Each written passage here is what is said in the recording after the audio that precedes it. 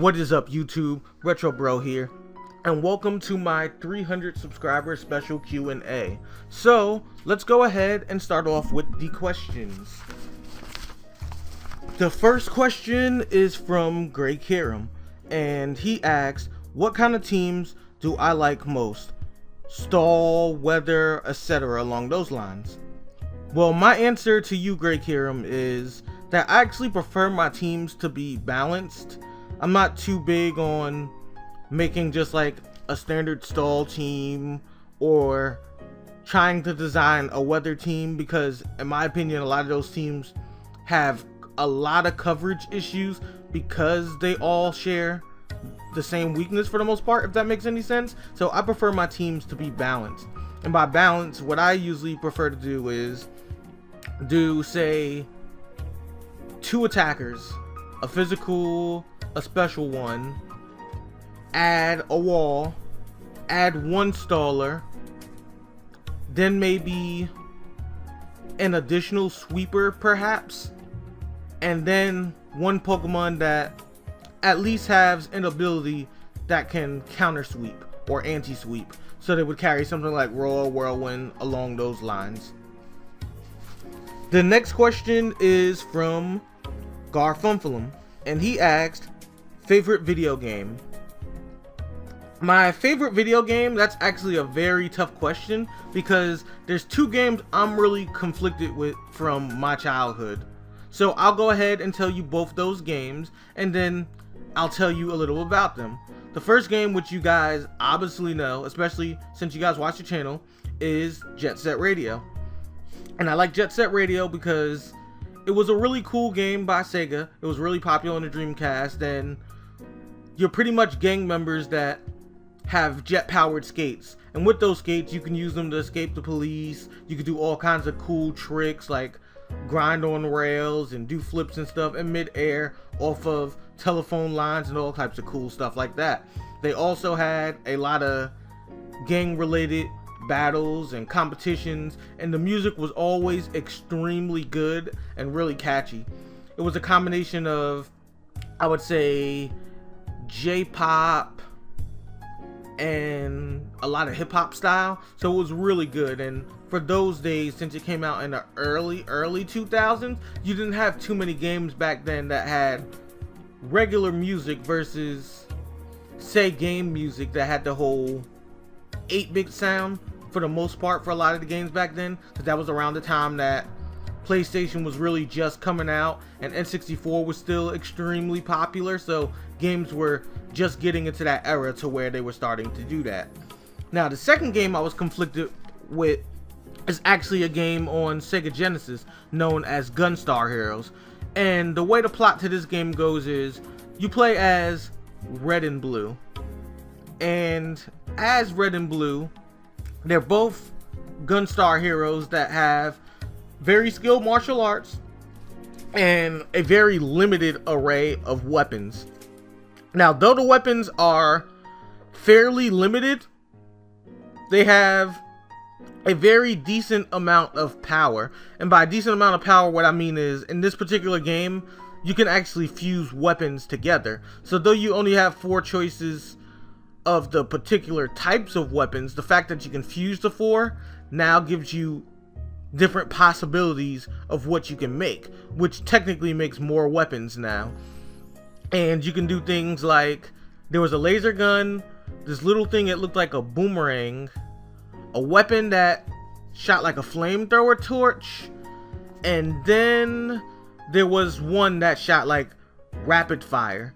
And if you fused, like, say, the boomerang looking one with the rapid fire one, you would get like curved rapid fire shots. Or if you shot the boomerang one with the laser, it now became a square laser that would homing on enemies within any part of the screen that made up some form of a square or rectangular shape. And if you did the boomerang with the boomerang, they made these really cool ninja star type energy blasts that went in like 8 different directions, all at the same time. So when you get the harder levels where enemies are all coming at you at once from different angles, that weapon hits everything at once.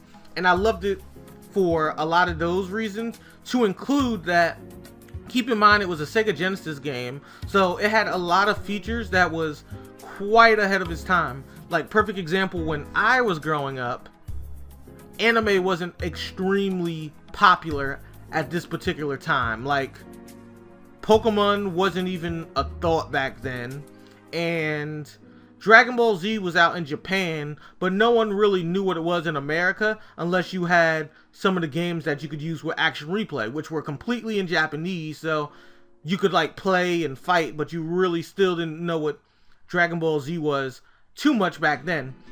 And this game had a lot of anime style to it, but we didn't know it was anime. It was just really cool and really catchy. Like, there's these bounty hunters you fight in the game, and they always move around in a trio, and every time you beat them, they blast off. Like, machines explode, they go off into the distance, and then it makes that little ba-ding sound with the little, like, light flashing, kind of like Team Rocket does. And keep in mind, this was before Pokemon was made, so the game had a lot of, like, comedy little sections and really funny things that happened that gave you a whole nice anime feel. And this is before we were really introduced to anime back then, so that was something that made the game revolutionary for me, in my particular opinion. Now, the next question is from Joseph Reyes, and he asks, can I name some friends on Twitter? Now, you weren't too specific with what you meant by friends, so I'm assuming that you're asking friends as in Poketubers. So if you are asking friends as in Poketubers, there's actually quite a lot of them, and I don't want to try to give too many names because I don't want anyone to feel like left out or like I forgot him or her, for example. But I will tell you the people I talk to the most and a bit more consistently, and then like how we met and stuff like that. So consistently, as far as Poketubers go, I talk more to BXL, Belgs and Extra Large. I talk to Tito Station. I talk to Turchic TV kinda every now and then. And I talk quite often to Andrew, DragonBlaze V2. Now, the way me, Andrew and BXL actually met is actually rather interesting, because even though I'm still a fairly new channel, this was about 3 months ago, so I was out for a month at the time. I had a really good friend, Stunner Weavile, that was doing YouTube around the time, and he had got GFX done from DragonBlaze. So he introduced me to DragonBlaze. DragonBlaze made me some GFX for my channel, which was my original banner that I had when I first came out. And then we kind of just talked a little bit, hanged out, and then like he invited me to meet a few people, and I met some of these people and they were really cool. And we all actually met, me and these other people, at an event that we decided to do, which was Nappy's tournament that he did. I think this was, I want to say maybe about 2.5, maybe 2 months ago, when Nappy did that Lumio Station tournament that everyone was playing in that was OU. And we had decided to actually do a Skype party at the time. So we did a Skype party, and he was like, hey, I got some friends. Do you mind if I bring them? And I was like, the more the merrier. I mean, we're all just laughing, hanging out in a Skype call, having some snacks and a few drinks and watching Pokemon. So that around that time, that's where I actually met BXL for the first time. So we were all kicking back, laughing and watching the tournament and whatnot. And we all became really good friends. So I met a couple of other people that night, to include BXL, all from Andrew inviting them to our Skype party that we threw that particular night. Now, the next question is from Pokemon Theater. And Pokemon Theater asks a couple of questions, which is really good, and I'm actually going to answer all of them. His questions are, what's my favorite Pokemon? What's my favorite color? What's my favorite number? Who's my favorite GFX designer? And did I ever think I would make 300 subs? So I will answer each question in the list he did it. So first, what's my favorite Pokemon? Now, I'm actually pretty conflicted by that question, to be honest, because I have favorites depending on the situation. Now, if you're asking what's my favorite Pokemon as far as battling goes, like battles and stuff, and not just competitive battles, but say in-game battles and to include both of them in that particular scenario, I would say Blastoise, because Blastoise was always one of my favorite Pokemon in Gen 1 growing up. It has decent coverage in most in-game situations, and it's very good competitively. Now, if that's not what you meant, and you just meant favorite Pokemon in general that had non-battle related or competitive battle use, I would have to go with Kadabra. And the reason being is because of the big controversy with the whole Magician Uri Geller thing. And I just thought that it was really interesting that because of the Uri Geller incident and the fact that Japan was kind of making fun of Uri Geller in the sense of Kadabra, as far as the Pokemon cards were made, that Wizards of the Coast has the only copies of Kadabra in the original Pokemon card game. And if you look now, a lot of the Pokemon cards have Abra and Alakazam, but they actually skip Kadabra altogether. So the fact that there's so much history and such a huge controversy over something that is generally just a game for people to enjoy, I just found was very interesting. And the fact that it's really interesting, and there were a lot of debates and a lot of issues and a lot of fights about it, in my personal opinion, it made Kadabra that much more of an interesting Pokemon to me. Now, the next question you asked was, what's my favorite color? Hands down, I would have to say blue. I mean, the color blue is definitely a color I like, but the color blue has so much more meaning to it. Like, I've learned so much more about the color blue, especially being in college, because I'm a college student, and they make you do weird, stupid stuff like say, hey, what's your favorite color? Research that color now that you picked as your favorite color. And as stupid as that sounds, I found out so much about the color blue that it actually made me love it more than I originally did. Like, for example, blue is actually a very calming color. It's actually been shown by many doctors and psychiatrists that blue is so calming of a color that it actually works very well with kids as well. So if you have kids that are really hyper, really aggressive, or constantly crying, being in a blue room or wearing like light blue colors may actually help calm them. At the same time, because it's a calming color and non-aggressive, it also makes, say, non-aggressive people or maybe even bipolar people feel a little bit more at ease towards you. And I think that that's very interesting that one of my favorite colors is that inviting, that it just makes people feel a little bit happier. The next question was from Pokemon Theater, Steel. What's my favorite number? Now that's actually tough. Like, I don't think I really have a favorite number, to be honest. I really don't think I have a favorite number, but I'm going to try to pick one if I could right now. Let's see. If I had to pick a favorite number,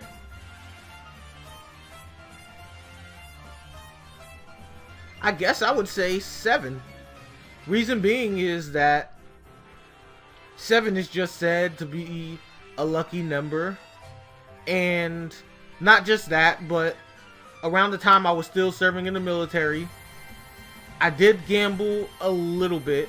It's just something I did from time to time. I didn't have an addiction. It's not something I still do anymore. It was just kind of a phase of my life of, you know, being away from my parents, being out of high school, traveling the world and trying new stuff. And I just like the fact that when you get a bunch of 7s on slot machines, it pays out decent money. So whenever I see the number 7, I think of winning money on slots, and earning more money makes me happy.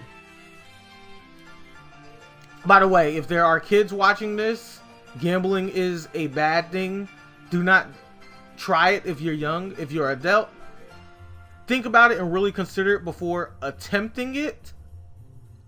But you know, good and older, we all have phases in our life when we try different things and experiment with different things. So wait till you're an adult before you risk doing such a dangerous decision. The next question from Pokemon Theater is, who's my favorite GFX designer? Honestly, I'm not sure how to answer that. Reason being, I recently just started doing more GFX with my channel, like as far as seeking people out that are willing to help me take care of that. So for roughly about 2.5, 3 months, I really wasn't doing too much to the channel that was making it too aesthetically pleasing. Like, I was making sure sound quality was good, obviously. I was making sure I was providing you guys good content, but I wasn't really getting a whole lot of GFX done. That's something I'm doing a lot more now, so I can, to the best of my ability, try to give you guys better quality with videos. So I still don't know too many GFX designers. But out of the ones I do know, I would have to say Tito Station and BXL, and the last person I would definitely have to say is Fred Druger the One. Fred is actually amazing at anything that's a form of art. And what I mean by this is, not only does he make great GFX as far as thumbnails, banners, stuff along those lines, but he's really good at making transitions and pictures so you can make intros. If any of you guys check out his channel, which I'll make sure I put in the description, as well as BXL and Andrew, since I've already bought the 3 of them up, you'll see that he has amazing intros, amazing outros, and for the little bit of Pokemon he does have on his channel, he does little funny things and transitions in between the battles that will always keep you entertained. And like with me, I just think that that's amazing. Like, I love his outros, I love his intros, I love the little transitions he makes in between. It takes a lot of work, and for you guys and girls that don't do YouTube, you probably don't understand how hard the editing process can be, especially when it comes to not just adding content, but trying to add art and transitions like that. It's a lot of work, and it's not very easy to do. And for him to do it so easily and it looks so good, it's just amazing to me, which is one of the reasons why I think, like, truly believe that he deserves like a lot more subs, because it is amazing, and that is talent. That's not something you can learn. That's a blessed talent. Now, the last question from Pokemon Theater was, did I ever think I would make 300 subs? In all honesty, man, I still can't believe I've gotten this far. Like, I thank you guys so much, and by guys I mean both males and females that support and check out the channel, for supporting my channel as much as you guys have. When I first came out, I was really shy about doing YouTube stuff, and I didn't think anyone would like my content or agree with my opinions by any means. And when I first came out also, I started a little bit reserved. I was like, okay, I'm just starting YouTube. Let me make some content and stuff and see if people like me before I start investing in better equipment. So I started out, I made content and stuff. I got not too many comments, but fairly decent views for someone that just came out, as well as subscribers fairly quickly. I think, if I remember correctly, in about half a month, I got 50 subscribers when I first came out. And since it's very hard to get your channel out there and a lot of work to network, especially when you first start and no one knows who you are, it really touched my heart that many people liked my content and was willing to support me. So since they put the time and effort in supporting me when they barely knew who I was, and I had really crappy sound quality back then because I didn't have a snowball like I do now, I said, you know what? I'm going to take the time and invest to ensure that I can give everyone better quality. So I took the time to get the snowball and stuff like that. And then just from there, I've been meeting more people that have been teaching me more stuff about YouTube, how to make my quality better, and all that good stuff. And to this day, I am amazed that I've gotten this far. I just can't thank everyone enough for supporting my channel, helping me, and bearing with me as I grow as a YouTuber. And what I mean as I grow as a YouTuber, I don't just mean in views and subs, I mean but as in skill, tact, and experience as I work towards giving you guys better quality. The next question is actually from Kip, and what Kip said is, Pokemon battling and sharing your wins and losses both make your channel very interesting. How do I feel I can help a follower become better? That's actually a very interesting question indeed, Kip. So I'm going to try to answer your question the best I possibly can. Okay, now, the best way to answer this is to explain a little something about YouTube to you guys that don't understand it too well. YouTube is all about entertainment.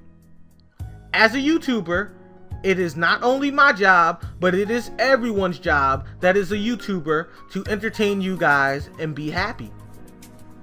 That being said, if I'm not making y'all happy, then that means I'm wrong as a YouTuber.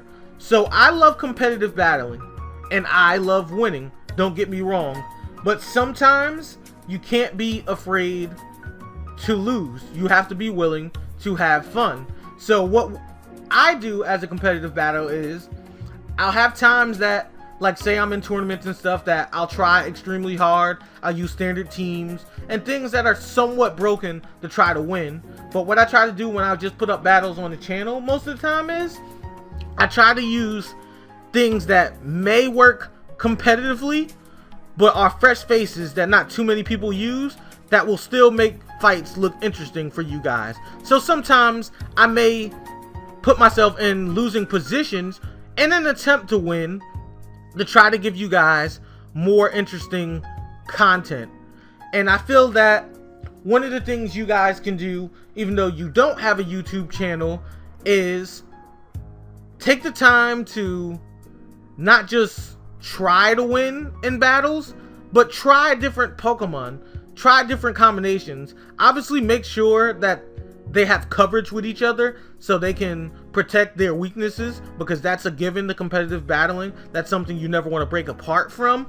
But just try new Pokemon, things that people don't believe will work, and try testing them out. Try testing out different move sets, and really think about the tier you're playing from and the type of threats from that tier. Because if you do that, even playing Pokemon that are not commonly used, they may have utility and movesets that allow them to have coverage against common threats in that tier that you normally see, that you know people are standardly going to use. So taking the time to get out of your comfort zone, not being afraid to lose, and looking for rational coverage that can cover common Pokemon used in that tier can still work out to be successful eventually if you learn enough about that tier and make proper utility with the coverage of your team and moveset. So I feel I can make a player better by giving them my perspective on common threats in certain tiers and certain ways you can attempt that countering them with non-standard Pokemon. Hopefully that answered your question, Kip. Great question, by the way. The next question is from Easy Breezy, and he asked, what is my favorite Pokemon and why? Well, Easy Breezy, I actually went over this with Pokemon Theater's question, but again, if you were talking about competitive battle, well, competitive battle and battle, just battle in general, it would be Blastoise. If you're talking about just favorite Pokemon for like Gee Whiz type stuff that have nothing to do with battles, then it would have to be Kadabra. Our next question is from Dan Kasuo, and he asked, what do I think of Mega Slacking with huge power, and how do I feel about Mega Salamence? Well, first off, Mega Slacking with huge power is definitely going to Ubers if that was ever to happen. Reason being is because Truant makes him attack every other turn because he's so powerful. In fact, I made a somewhat standard team in OU that I was just playing around with and added a Choice Scarf Slacking to guarantee that he went first. And Truant was a pest, which meant that if somebody had Protect on, I really couldn't do anything with Slacking. But if they didn't have Protect and I had the opportunity to hit him, he was OHKOing things in OU no problem. So to have an ability like huge power, which isn't necessary with the amount of power he has at all, that's giving him not only additional power as far as physical attack goes, but it's now giving him the utility to attack every turn. And Slacking being able to attack every turn is just a bad day in general. Now, as far as Mega Salamence, I actually think it's going to be really cool. And from what I've seen so far, I would have to say that it would probably still stay OU. I don't want to say necessarily it would go to Ubers, but I mean, since it's no longer going to have Moxie and it's going to have Aerial Light, which is fairly decent because now you can do normal moves like Hyper Beam, Body Slam, all that stuff, and get Flying utility, which changes the game quite a lot. Or have Hyper Voice, that's now a flying stab move going behind subs.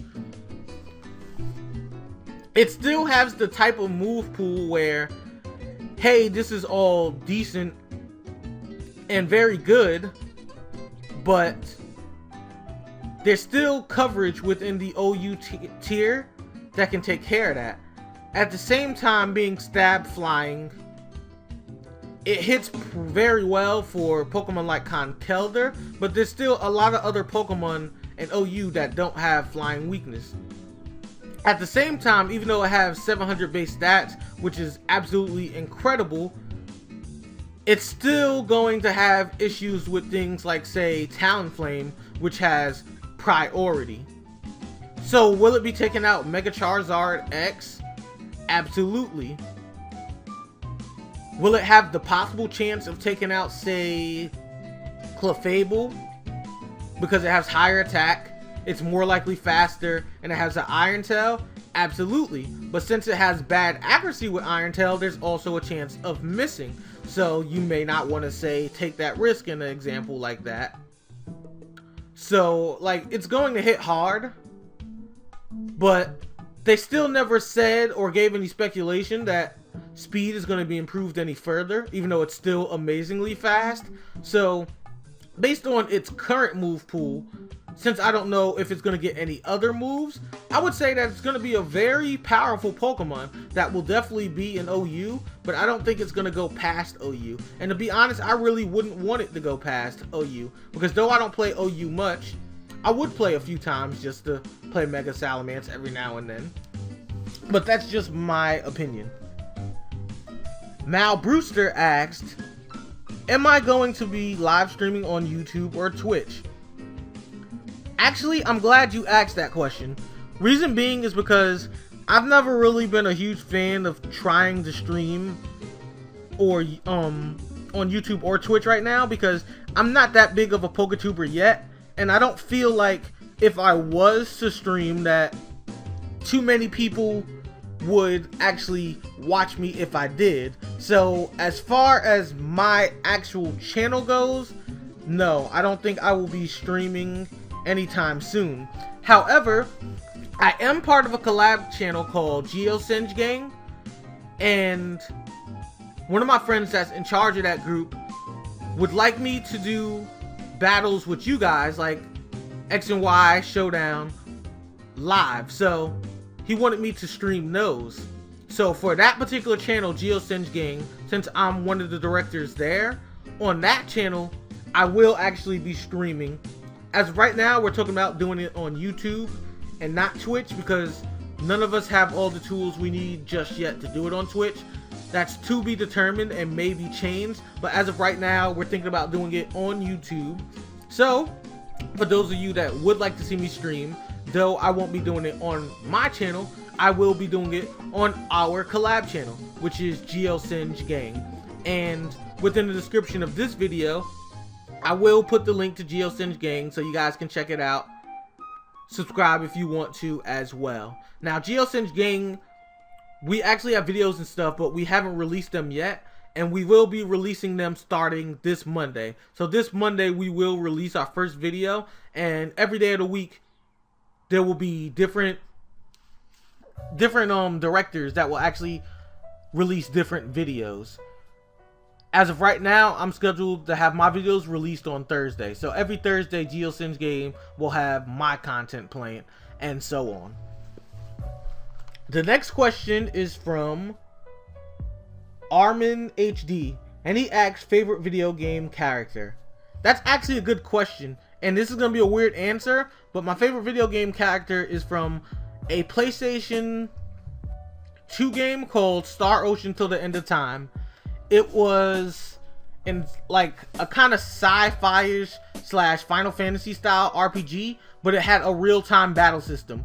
And what that means is you can actually dodge attacks, get behind the enemy, keep wrecking them, stun them, and all that good stuff instead of taking turn attacks.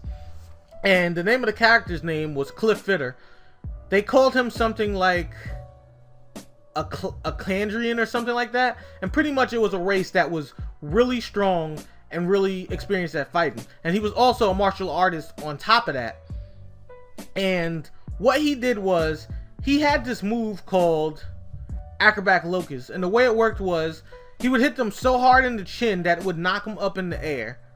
Do 3 to 5 seconds of air combos, hammer them back down, and then you can chain it into a move called Fist of Fury, which was a 30 hit light speed fist combo. And then when he uppercuts them after that, you could chain it back in Acrobat Locust again, which was extremely broken. And this was extremely broken, but a lot of fun. And the last question we have is by Merc with a Mouth, and it is Deadpool the best Marvel character ever? If not, who is, so he can kill them? Well, Merc with a Mouth, Deadpool is actually an awesome character. He has a lot of cool powers. He's always really, like, kind of annoying to his opponents to knock off their focus, and always has wisecracks and does a lot of comedy to make him a hilarious character as well. Instead of just a powerful, serious one, he's powerful and comical, which I like about him a lot.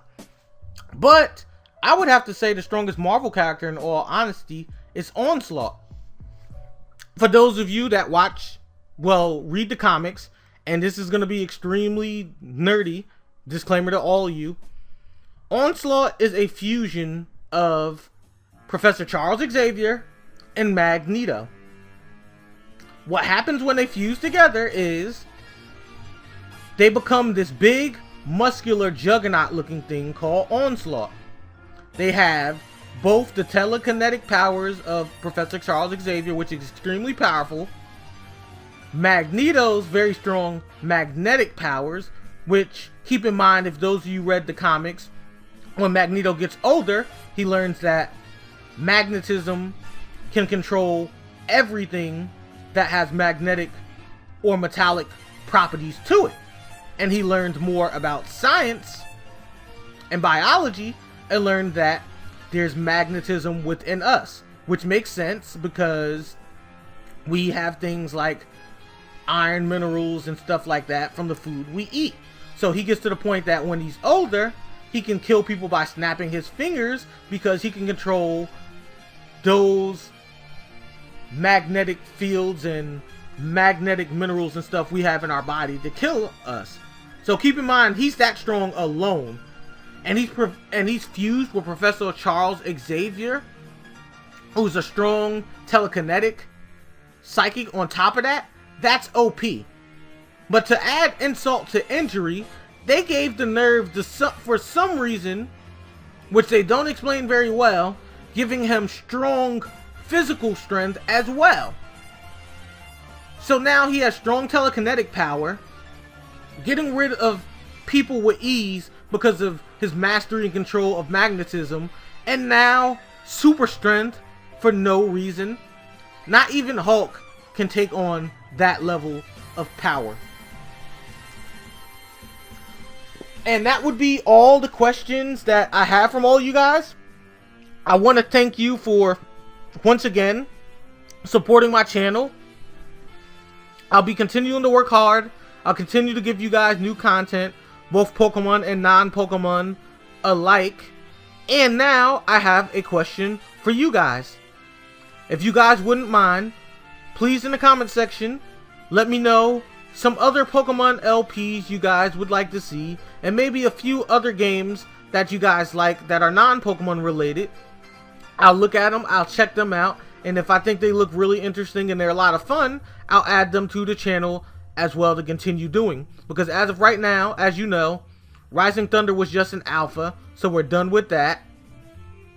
The X and the Y Wonderlock is still going on, but it will be done pretty soon. And we have Sonic Lost World and Jet Set Radio going right now. And since I will be doing battles, but less of battles, I want to add some more Let's Plays to the channel as of right now. So I will be continuing to do battles, but I'll be doing a little less so I can add more Let's Plays. So I want to try to add some more Let's Plays so you guys can check out as well.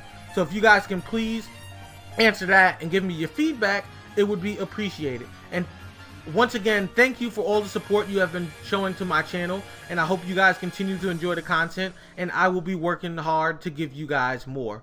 But as usual, I've been Retrobro, and I'm signing out.